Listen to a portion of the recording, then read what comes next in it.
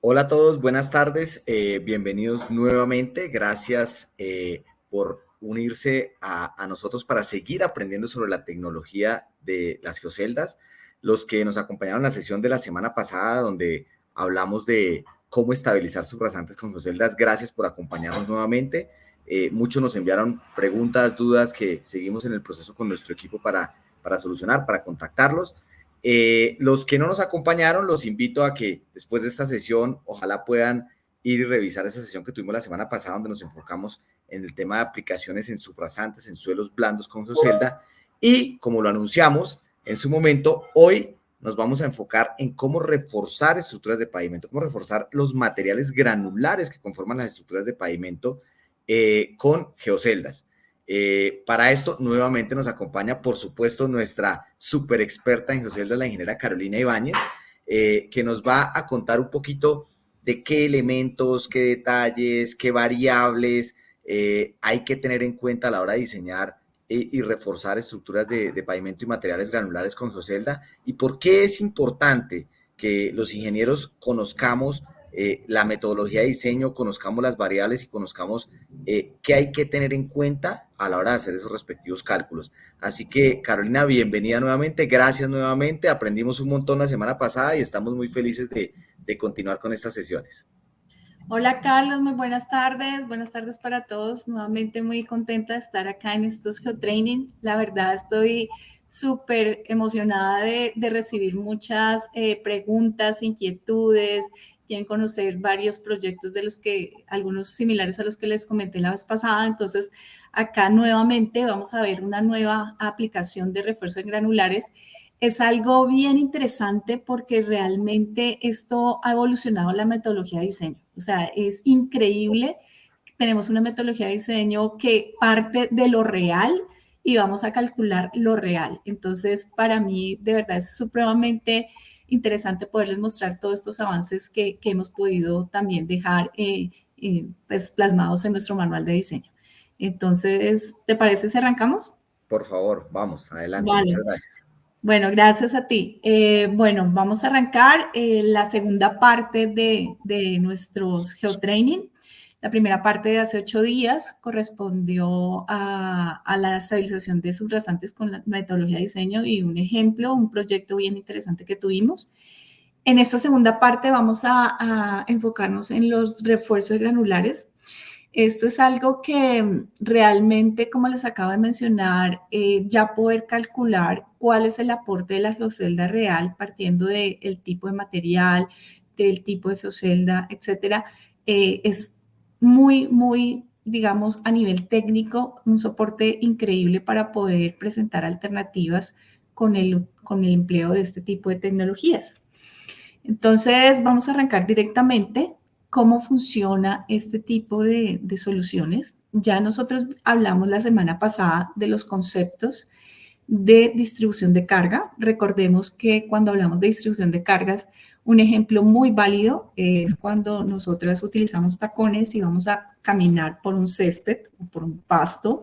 Entonces, si hacemos una aplicación, ir caminando, al aplicar esta carga, el peso propio, vamos a poder quedar enterradas dentro del césped o dentro del pasto. Mientras que si utilizamos unos tenis, esta distribución de carga va a ser mucho más amplia, no vamos a sufrir tanto y se puede caminar fácilmente. La resistencia por esfuerzo pasivo, esto corresponde ya aquí un poco más a involucrarnos en el tema del aporte de la geocelda y es básicamente cuando llenamos varias celdas y se aplica la carga en una distribución de cargas que son la celda principal más las aledañas, se va a generar un esfuerzo pasivo lateral de tal forma que no vamos a permitir un desplazamiento, ¿sí? Y aquí es donde vamos a tener en cuenta, si me permiten, voy a poner hoy un puntero para verlo un poco más fácil, es que esta aplicación de carga real se va a distribuir en una forma vertical, pero también horizontal. Y estas flechitas que ustedes ven acá de color azul, ese es el esfuerzo pasivo que me va a generar a esa celda para que no se vaya a distribuir, o sea, no se vaya es decir, para que no se vaya a ir lateralmente. Entonces, esto es lo que nosotros vamos a ver acá en una configuración del elemento de confinamiento. Partamos de lo básico. Esta es nuestra estructura convencional. Vamos a tener una estructura no reforzada, una estructura convencional, carpeta asfáltica, base granular, subbase granular. Aquí ya vamos a contar con una subrasante con mejoramiento.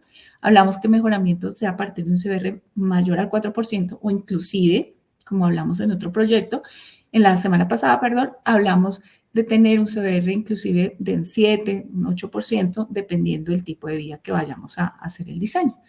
En la estructura con geocelda vamos a contar con una carpeta asfáltica, vamos a hacer un refuerzo, puede ser, aquí hay dos alternativas, puede ser un refuerzo aquí en la base granular o un refuerzo en la subbase granular.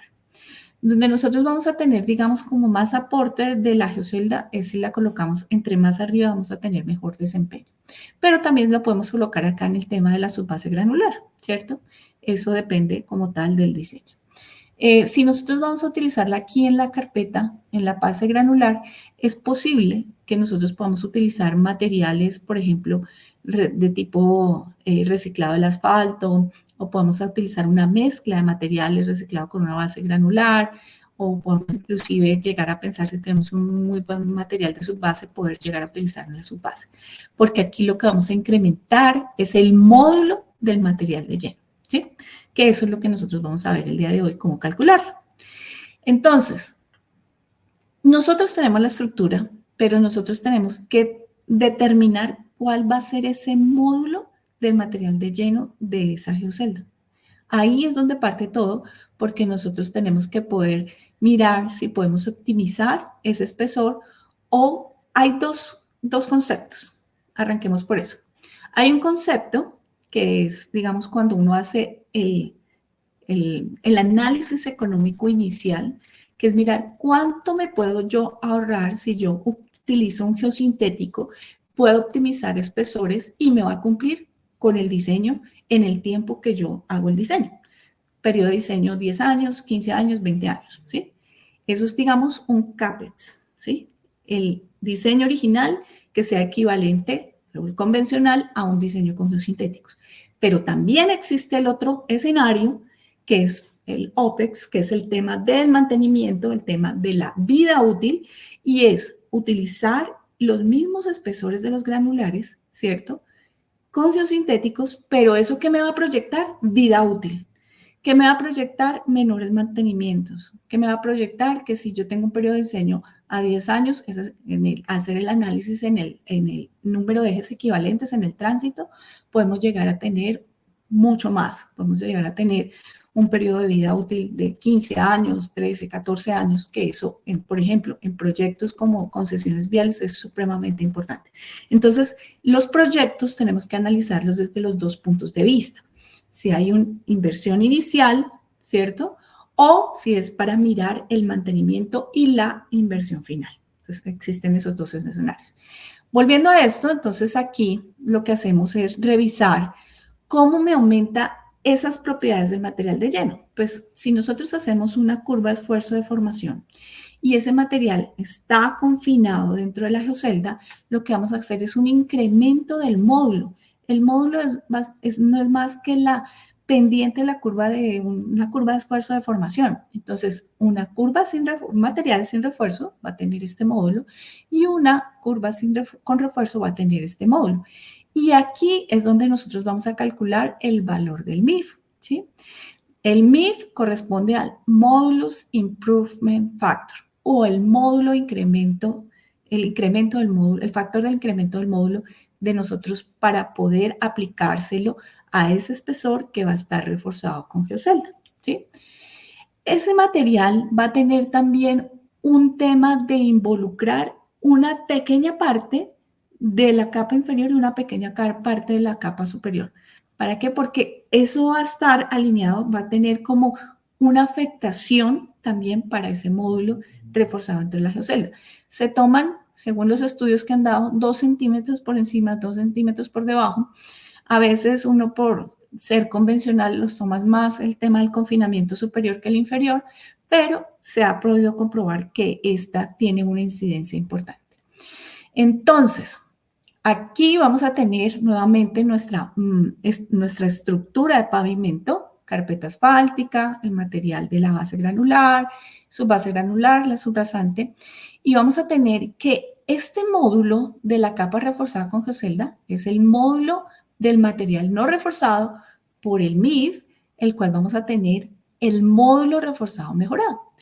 Entonces, como decía el profesor Avesani, vamos a hacer la pregunta del $1.000.000. ¿Cómo conseguimos el MIF? ¿Cómo calculamos el MIF? Eso es lo que nosotros vamos a ver el día de hoy. ¿Cómo calcular ese MIF? Partiendo del material que yo tengo, de la geocelda que yo tengo en proyecto y de, bueno, otros factores que ya los vamos a ver que son muy, muy importantes. ¿Listo? Arranquemos. Resulta que hay investigaciones y hay modelaciones donde ya se ha comprobado que al colocar un material reforzado con geocelda y aplicarle una carga, ¿cierto? Sí se tiene un aporte real de mejoramiento de ese módulo, de ese material, ¿sí? Y ese módulo MIF se puede llegar a tener en estos ensayos, en un ensayo de text box, ¿cierto? Donde hay una caja, se coloca diferentes tipos de materiales, se simula una subrasante, se coloca una capa reforzada con geocelda, se hace el análisis de una capa no reforzada con geocelda, de no reforzada, se hace la relación y se tiene un MIF, se tiene también en unos carruseles donde se hacen unas cargas cíclicas también, sin refuerzo y con refuerzo, y podemos llegar a optimizar, a tener unos MIF que van en un rango de 1,3 a 5 más o menos, donde los valores reales están en el orden de 2,5 a 3 más o menos de aporte de la geocelda. Desempeño en campo, también se tienen varios ensayos, varias pistas, varios ensayos a escala real, donde se toman, acá para hacer este tipo de ensayos, se toman esas mediciones con un equipo que es la Viga Benkelman, ¿sí?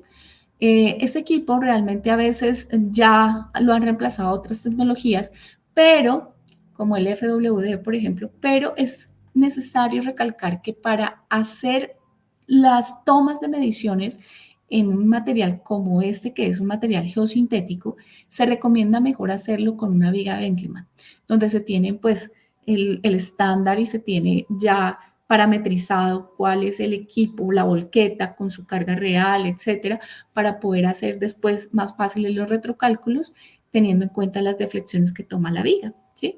Entonces se puede hacer eso. También hay otros ensayos, un ensayo de placa donde también se pueden tener, digamos, los aportes de la geocelda sin refuerzo, con refuerzo, y los MIF aproximados que pueden dar en ensayos a escala real son mucho más acordes con la realidad, están del orden de 2 a 3,5.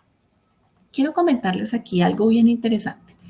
En Wavin nosotros estamos muy de la mano al tema de la investigación. Estamos tratando de hacer, pues, con entidades, con la academia, hacer estudios, ensayos. Ya tenemos bastantes ensayos para poder nosotros facilitarles a los ingenieros consultores la parte de diseño y poder que tengan confianza en este tipo de soluciones con ensayos reales que se hayan hecho en zonas cercanas aquí en Latinoamérica, ¿sí? Entonces, aquí en Colombia hemos hecho un ensayo de escala real donde estamos manejando una geocelda, estamos haciendo una comparación de sin refuerzo y con refuerzo, tomando mediciones con Viga Benkelman, y es un proyecto que está en estudio para poder tener unos resultados aproximados de MIF utilizando diferentes tipos de geocelda. También se tiene un ensayo de laboratorio. Este es un equipo que se llama el TextBox. Es un equipo de última tecnología, un equipo donde vamos a aplicar una carga, vamos haciendo una aplicación de la carga, vamos tomando unas mediciones con el equipo que es bastante sensible y que toma unas mediciones muy precisas con LVT, y aquí nosotros vamos vamos conformando un tema de una curva de carga, descarga y posteriormente nuevamente carga para hacer la comparación cuando en realidad la celda está en un tema de colocación de material, una compactación y luego cómo se va a comportar cuando tenga un tema de carga cíclica. Entonces, esto es algo muy interesante que próximamente vamos a presentarles todo este análisis de estudios. Estamos trabajando muy de la mano con el profesor Orlando Avesani, profesor PhD en geotecnia, que es profesor de la Universidad de Sao Paulo y es uno de los ingenieros que más ha estudiado en el mundo este tema del comportamiento de geoceldas. Entonces, próximamente vamos a poder presentarles todos los resultados de estos ensayos con diferentes tipos de materiales, diferentes geoceldas, dimensionamientos, alturas, aberturas de geoceldas, para ver cómo en realidad estos materiales tienen un MIF un poco más cercano y si están acordes dentro de las curvas de otros investigadores que han hecho ensayos similares. Entonces, básicamente en estos ensayos lo que se hace es una estructura sin refuerzo, ¿cierto? Y la estructura con refuerzo, se hace un análisis de cuáles son las mediciones, revisando estas curvas que yo les mencioné, y se hace el cálculo del MIF. Entonces, eso es lo que vamos a ver. Resulta que el profesor Avesani también, en compañía, en colaboración con un estudiante de doctorado, que es el ingeniero García de la Universidad de Sao Paulo, hicieron un análisis mucho más detallado, obviamente teniendo en cuenta estos ensayos a escala real, estos ensayos de textbox, pero hicieron una modelación analítica bastante interesante, que aquí es donde nace la metodología de diseño para calcular un MIF real, ¿sí? Entonces, esta modelación analítica dio por resultado esta relación, ya lo vimos, módulo no reforzado contra el módulo reforzado, y vemos que hay unas variables que están un poco difusas, pero vamos a ver en qué consiste. Quiero mencionarles estas 3 variables, bueno, en realidad son 4, pero son unas variables importantísimas para tener en cuenta en el diseño. El primero de ellos que vamos a tener en cuenta es el material de lleno. ¿Con qué vamos a llenar la geocelda? Vamos a llenarla con un material tipo arena, vamos a llenarla con un material tipo reciclado del asfalto, con una base granular, con una subbase granular, con un afirmado. Vamos a ver con qué material la vamos a llenar. Segundo punto, la geometría de la geocelda. Ya vimos hace 8 días, explicamos un tema de la geocelda. Vamos a retomarlo.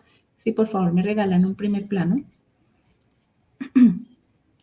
Bueno, aquí de pronto no lo vamos a ver un poco menos, pero esta altura es la altura de la geocelda, que viene en milímetros, y aquí hay, no sé si me permite, bueno, creo que no lo voy a lograr. Vamos a ver una distancia entre costillas, que esa distancia entre costillas vamos a tener, que es el dimensionamiento de la abertura de la geocelda.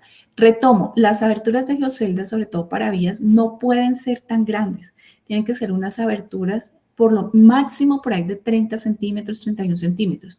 Y entre más pequeñas va a tener mejor confinamiento, porque existen aberturas que son de 40, 50 centímetros y esa distribución de la carga en una geocelda que tenga una abertura tan grande no es tan válida, ¿sí? Entonces necesitamos que la carga se distribuya en varias celditas, no en una sola.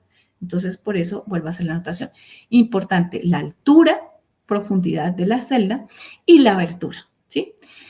Hay un parámetro importante que lo mencionamos acá, rigidez, y este se lo voy a poner acá en incógnita porque esto es algo increíblemente fundamental para el diseño de geocelda, y eso tiene que ver con la fabricación, ¿sí?, de la geocelda. Y el último punto es la compactación. La compactación es relevante, tenemos que tener muy buena compactación. Para ello debemos conocer ese material de lleno. En cuanto al material de lleno, debemos conocer, hacer unos ensayos de Proctor, conocer la humedad óptima para poder llegar a esa compactación, toma de densidades, que nos dé una muy buena compactación y llegando a un superior de un 95% del Proctor modificado. Entonces arranquemos con la primera, el material de lleno. El material de lleno es necesario conocer sus propiedades de lo que hablamos de las propiedades de resistencia. Entonces, aquí hago un paréntesis. Nosotros normalmente cuando nos conocemos las propiedades de resistencia de los materiales, el modelo más conocido que nosotros utilizamos es el modelo constitutivo de Moore-Coulomb. Y Moore-Coulomb no es más que hacer un ensayo donde vamos a poder obtener unos parámetros de resistencia como es la cohesión y como es la fricción, ¿cierto? Resulta que en este proceso de esta metodología de diseño, el material tiene un comportamiento un poco similar, pero a la vez diferente, y es que el material granular va a tener un tema de carga luego pasa a descarga y cuando ya está confinado, ese material vuelve a tener unas repeticiones de carga. Entonces, ahí es donde el profesor Avesani, con el ingeniero estudiante de doctorado, hicieron un análisis, hicieron el modelo, tomaron el modelo hiperbólico de Duncan. El modelo hiperbólico de Duncan también registra las propiedades de resistencias, como es phi y como es la cohesión, pero también nos da unos factores del comportamiento del material cuando está en condiciones de carga, de descarga, y eso corresponden a estos factores que se encuentran aquí, que es un valor de carga-descarga y también un coeficiente que también viene siendo de este mismo procedimiento. Y adicionalmente, este tipo de parámetros ya también están documentados en varios documentos, libros de geotecnia, donde hay una clasificación de los materiales, van relacionados, perdón, van relacionados con la compactación y vamos a tener estos datos. ¿De dónde también se puede sacar estos resultados? De un triaxial, haciendo unas comparaciones de las curvas y se puede llegar a poder determinar estos parámetros.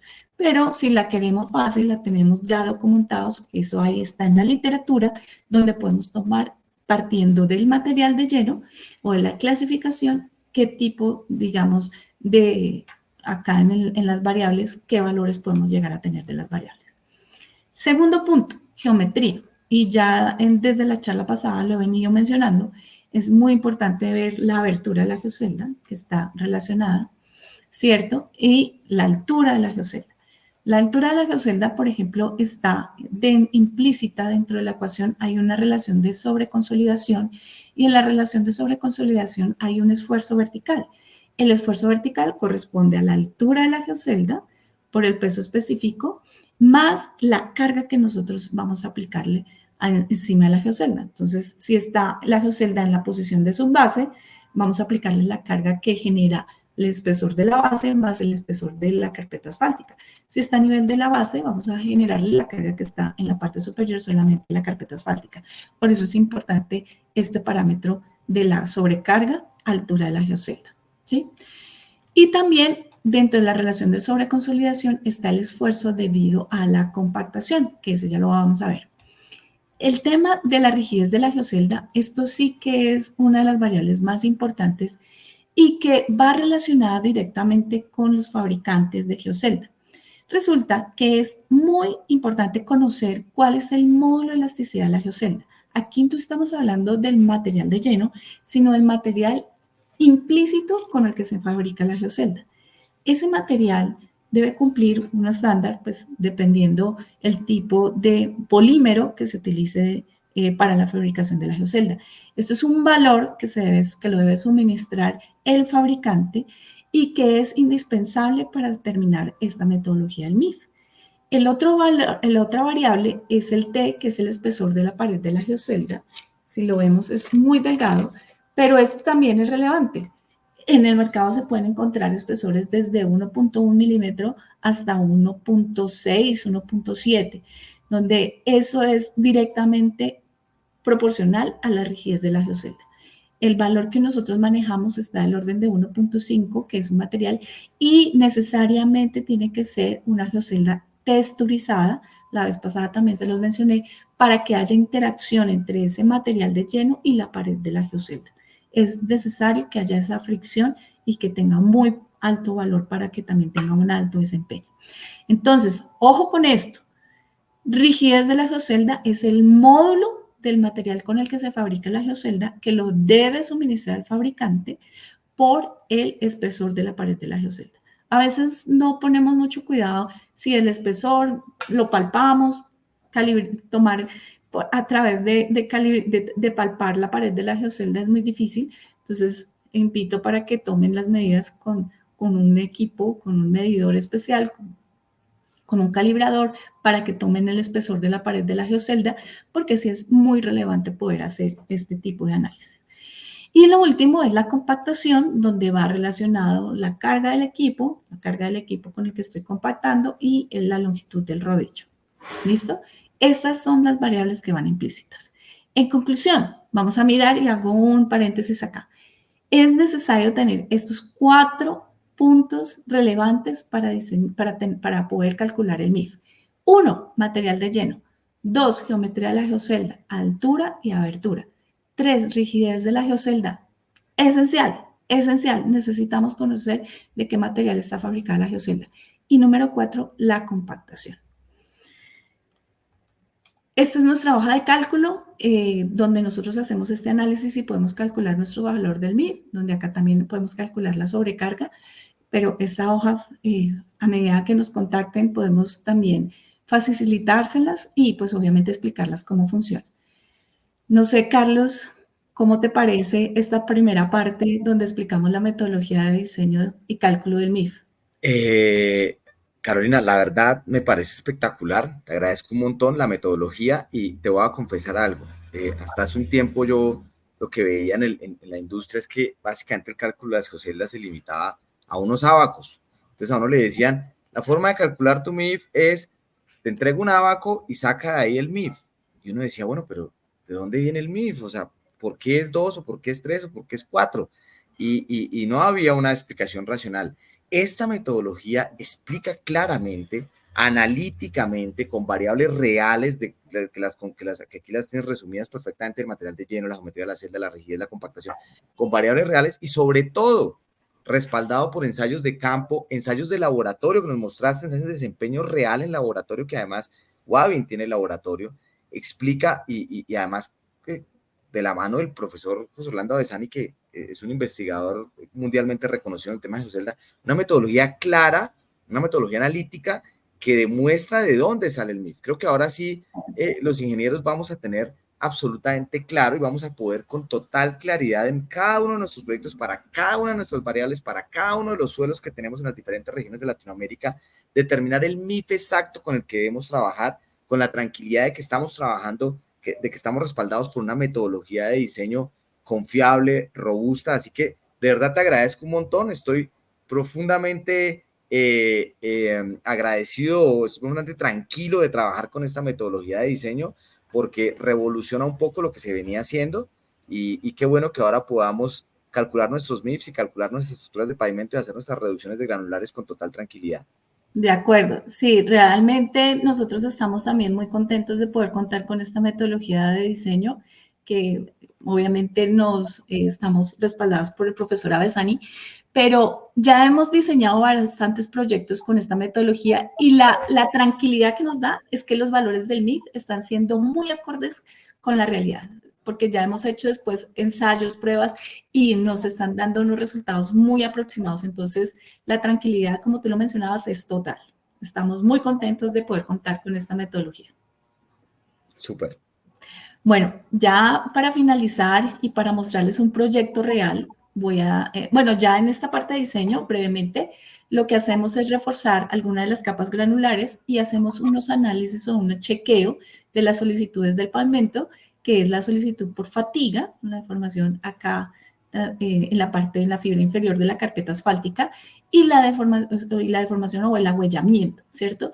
Esto lo hacemos es para mirar las admisibles versus las actuantes y revisar con la geocelda, y podemos ahí es donde jugar con la optimización de espesores, teniendo en cuenta bajo un software que se puede utilizar, hay varios software en el mercado, el DEPAV, el CDEM, el BISAR, etcétera, hay muchos, casi todos dan valores muy similares, y hacemos el chequeo con refuerzo, empezamos a jugar con una optimización de espesores para cumplir ya con esas solicitudes del pavimento, dependiendo de la variable principal, que sería el tránsito. Entonces, quiero mostrarles este proyecto muy relevante acá en Colombia. Es un proyecto de una concesión vial. Esta concesión se llama Autovía Neiva-Girardot. Aquí los proyectos se hablan por unidades funcionales. Hay muchas unidades funcionales y se hacen las intervenciones, obviamente haciendo como una sectorización, donde esta sectorización pues depende de muchas variables, depende del diseño geométrico, la geometría, depende el tema también de las zonas de ubicación, de la geotecnia, etcétera. Eso, hay muchísimas variables. Este proyecto de la autovía Neiva-Girardot es un proyecto de 200 kilómetros. Si lo vemos en la ubicación aquí, yo puse en Google Earth desde Girardot hasta Neiva. Esto tiene una longitud aproximadamente en la carretera de 200 kilómetros. Esta unidad funcional 3 corresponde más o menos como a un 80 kilómetros, y de esos 80 kilómetros se hizo una intervención particular en una zona de conformación de terraplén. Les explico un poquito para ponerlos en contexto. Esta zona de conformación de terraplén, estas zonas aledañas dentro de la construcción, son unas zonas de cultivo de arroz. Es unas zonas que son inundables, unas zonas que pues no tienen muy buen soporte. Y hace más de 50 años que se formó que conformaron esta vía. Esos materiales de conformación de este terraplén fueron materiales de préstamo, no fueron materiales de alta capacidad ¿sí? En esa época no se tenía en cuenta mucho la calidad de los materiales, etcétera, equipos eran mucho más reducidos. Entonces, ¿qué se ha generado dentro de este terraplén? Es que constantemente se generan unas deformaciones las deformaciones del terraplén van jugando, van sumando, y al final en la carpeta asfáltica se van generando muchas ondulaciones. Resulta que dentro del proyecto se necesitaba minimizar el tema de mantenimiento, ¿cierto? Había unas zonas donde se hacía es una zona muy plana en este sector, no es casi zona montañosa, es una zona bastante plana, pero sí estas deformaciones permanentes eran constantes, entonces los mantenimientos periódicos se tenían que hacer muy seguido, muy continuos, y eso pues para un mantenimiento de una concesión es un poco complejo. Entonces vino la inquietud de mirar cómo podíamos funcionar, cómo podíamos dar una solución. Allí se hicieron varias cosas, se hicieron unos modelos teniendo en cuenta pues la parte de toda la estructura, ¿cierto? Se hizo teniendo en cuenta, acá algo para anotar. Resulta que cuando se hizo una primera intervención y se retiró y se fresó esa primera carpeta asfáltica, ese material o esa resistencia, cuando se hicieron ensayos de ese material granular que solamente se retiró la carpeta asfáltica, dieron valores muy bajos, muy, muy bajos. Entonces, esa costra, llamémoslo así, esa parte superior del material, lo que sucede es que era como todo el estructural de todo ese terraplén. Entonces, al final se llegó a la conclusión que era mejor no retirarlo, porque eso de alguna forma nos da el soporte, y más bien aumentar o construir esa parte superior a partir de esa costra de carpeta asfáltica. Así esa ya no tuviera desempeño, digamos, a nivel de fatiga, etcétera, pero sí nos daba un soporte para que ese material de abajo no fuera a generarse con muchas deformaciones. Aquí se tomaron unos valores teniendo en cuenta cuáles eran los módulos de carpeta asfáltica, etcétera, y se hizo un refuerzo. Es una zona donde la temperatura es bastante alta, hay que reconocerlo. Entonces, por eso los módulos de los materiales de carpeta asfáltica no es que sean tan altos.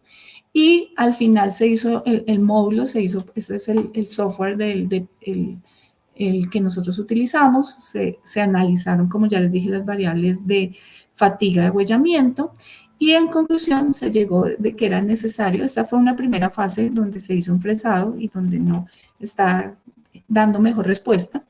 Se hizo también una mezcla de material reciclado del asfalto con una base granular para hacer el lleno, y después de varios estudios se dio cuenta que era mejor colocar esta geocelda encima, y al colocarla encima del pavimento tenía una respuesta impresionante.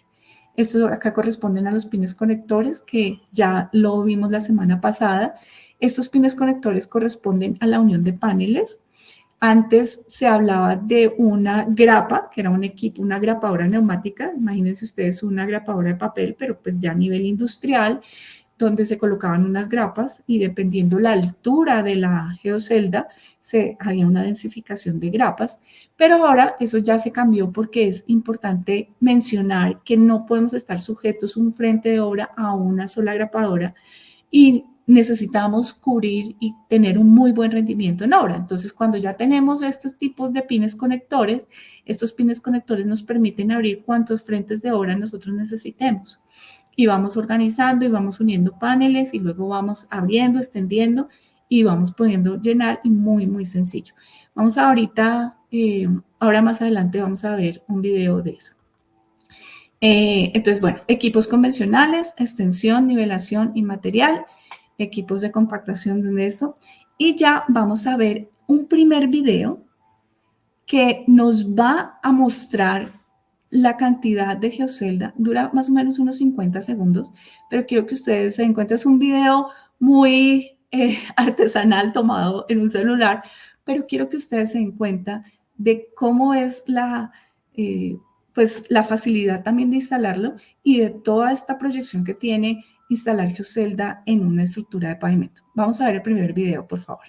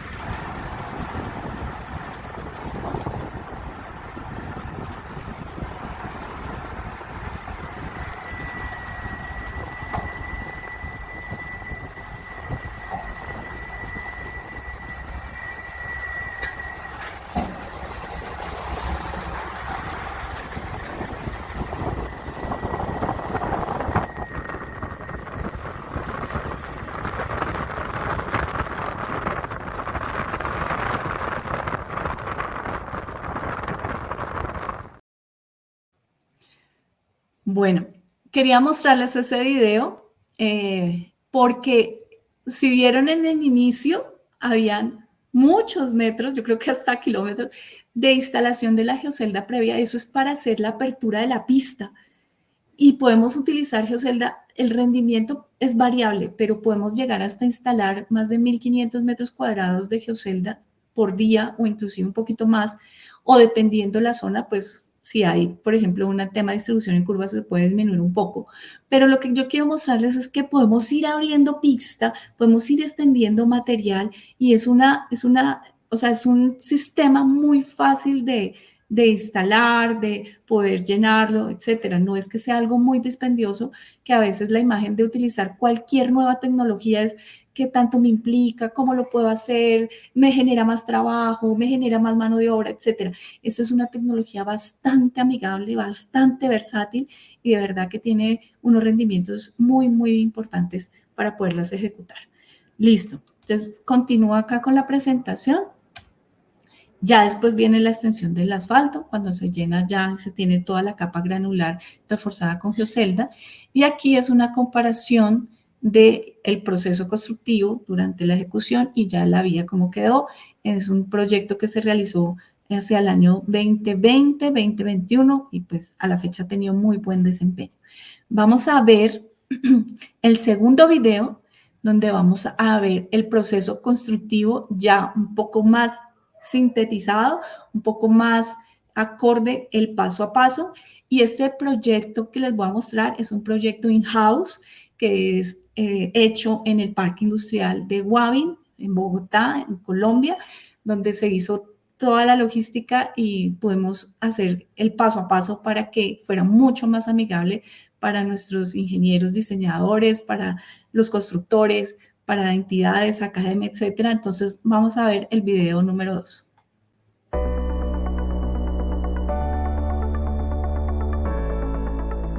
Hoy queremos contarles cómo es el proceso constructivo de la geocelda para bases y subbases en estructuras de pavimento.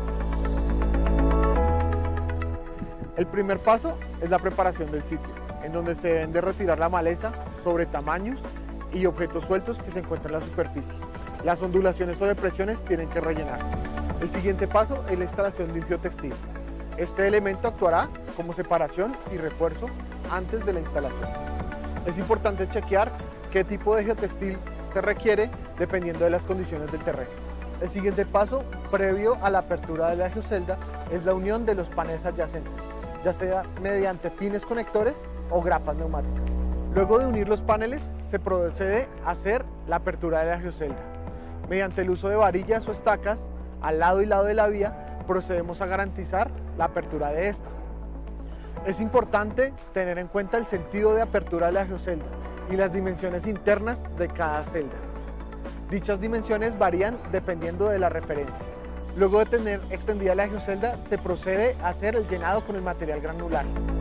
Se recomienda disponer de 5 centímetros por arriba del nivel de la geocelda para permitir el tránsito de maquinaria y equipos. Dicho material confinado entre la geocelda se debe compactar bajo las especificaciones del diseño de pavimentos. Luego de tener el material granular compactado dentro de la geocelda, se procede a construir las demás capas del pavimento.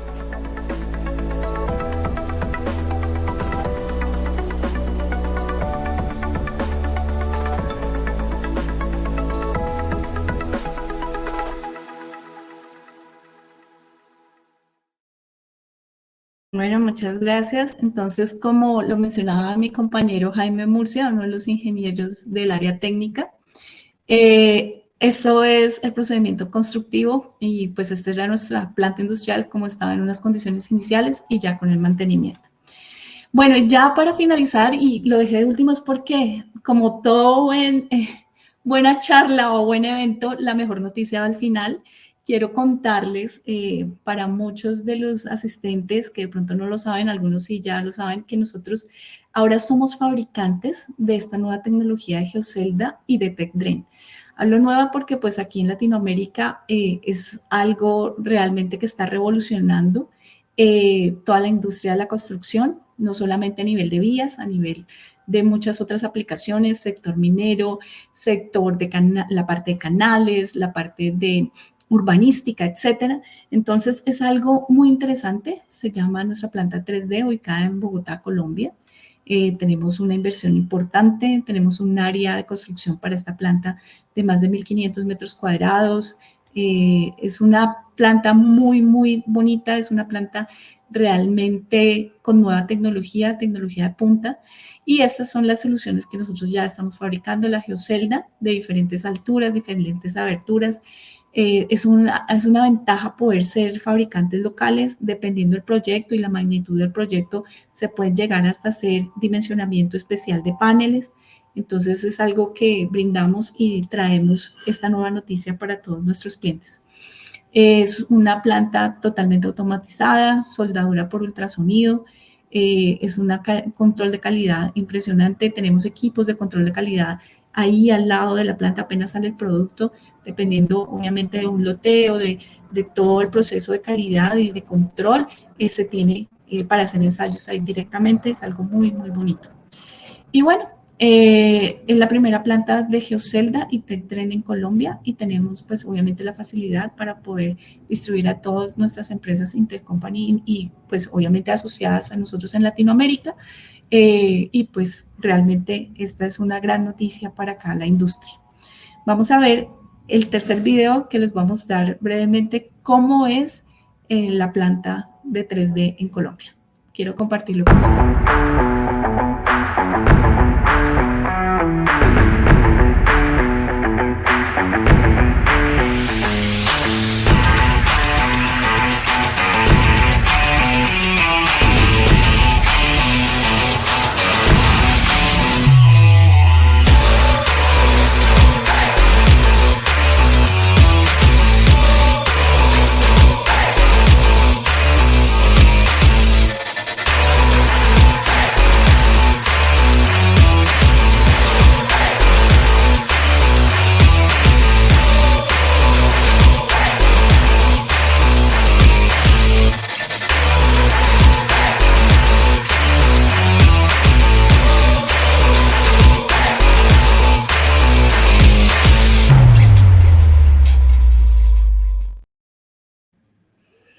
Bueno, esta era la gran noticia. Espero que en algún momento nos contacten y pues bienvenidos aquí a nuestra planta 3D.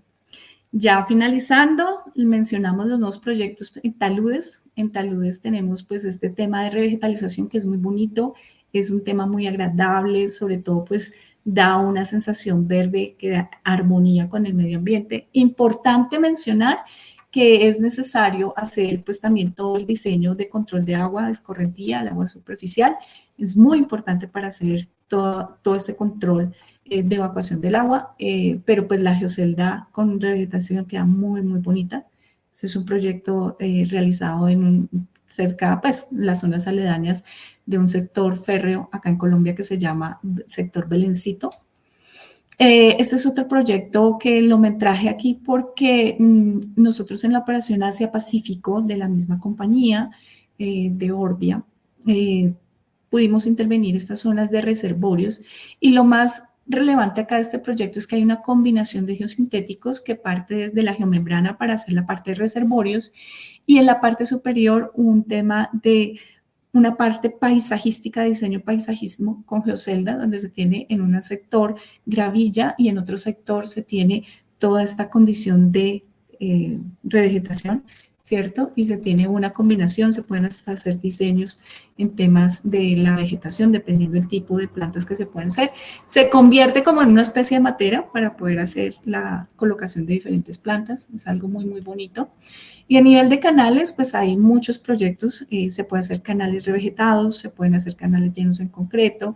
Esto también cuenta con una metodología de diseño para poder revisar que dependiendo la inclinación, dependiendo del tipo de geocelda, el material de lleno, pues se sostenga la geocelda muy bien.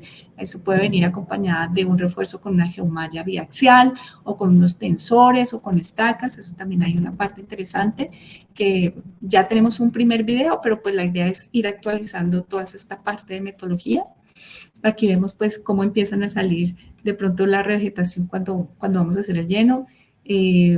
Vemos aquí que se puede llenar con gravilla. Estos son algunos proyectos aquí en Colombia, se llena en concreto y pues esto es lo que buscamos es tener como nuevas alternativas para esta parte de controles de agua. También tenemos unos proyectos interesantes acá en la conformación de canchas sintéticas, una gran conformación como si fuese un gran filtro para las canchas sintéticas que quedan a intemperie, muy interesantes, senderos peatonales, ciclorrutas, la parte urbanística se puede hacer, si hay un sector de andenes que de pronto tenga una subrasante blanca, se puede hacer un mejoramiento con esta parte, con esta tecnología de la geocelda.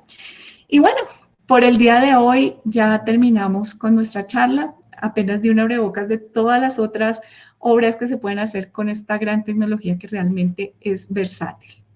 ¿Qué tal, Carlos? Carolina, gracias, de verdad espectacular nuevamente aprender sobre la tecnología de geoceldas, entender todo lo que hay detrás, entender la importancia de conocer las variables de la celda cuando uno las tiene en cuenta en el diseño, entender que esto ya es una realidad, que no es simplemente una tecnología que se aplica eventualmente en pequeños proyectos, sino que ya hoy en día se aplica en proyectos de gran envergadura, en concesiones viales, proyectos de una relevancia fundamental a nivel de infraestructura. Pero además me pareció espectacular la noticia de que ya Wavin esté fabricando a nivel Latinoamérica, de que tengamos tecnología acá en nuestra región tipo exportación. Así que pues no me queda más sino agradecerte por todo este conocimiento que nos has transmitido hoy y creo que vamos muy entusiasmados para empezar a utilizar la geocelda en los diseños y en la construcción de la infraestructura para revolucionar lo que venimos haciendo a nivel de ingeniería. Gracias nuevamente y gracias nuevamente a todos los que nos escribieron. Como en la sesión pasada, de la semana pasada, vamos a estar muy atentos a responder todas las preguntas que nos envíen, contactarlos, responderles lo que lleguen a necesitar. Así que muchas gracias nuevamente y una feliz semana para todos. Dale, gracias, Charlie. Nos vemos. Chao, chao. Chao.